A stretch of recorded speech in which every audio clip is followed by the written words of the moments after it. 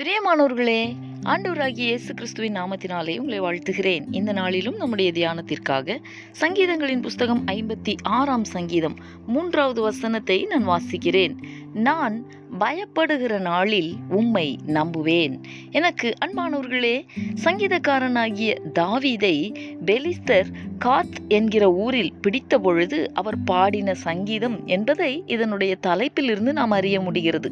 தனக்கு விரோதமாக பொல்லாத மனிதர்கள் எழும்பி தாவீதோடு போர் செய்கிற போது சத்துருக்கள் தாவீதுக்கு விரோதமாக எழும்பி தாவீதை விழுங்கி போடுகிறதை போன்றதொரு சூழ்நிலையில் தாவீது தேவனை நோக்கி ஜெபிக்கிறதைத்தான் நாம் இங்கே பார்க்கிறோம். முதல் வசனத்திலே இப்படியாய் தொடங்குகிறார், எனக்கு இரங்கும் தேவனே என்று. எனக்கு அன்பானவர்களே, நான் பயப்படுகிற நாளில் உம்மை நம்புவேன் என்று சொல்லி தன்னுடைய நம்பிக்கையை அவர் அறிக்கையிடுகிறதை நாம் பார்க்க முடிகிறது. அன்பரே, நம்முடைய பயம் நிறைந்த சூழ்நிலைகளின் மத்தியில் நாம் என்ன செய்கிறோம்?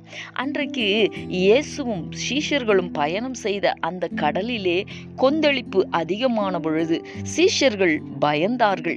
அதே படவில் இருந்த ஆண்டவராகிய இயேசு கிறிஸ்துவை சீஷர்கள் கூப்பிட்டார்கள். அவர் எழுந்து காற்றையும் கடலையும் அதட்டி அமைதிப்படுத்தினாரே, அதே தேவனாகிய கர்த்தர் இன்றைக்கும் நம்மோடு கூடவே இருக்கிறார். நாமும் பயப்படுகிறதை போன்ற சூழ்நிலைகள் அநேக நேரங்களிலே நம்மை கலங்க பண்ணுகிறதல்லவா?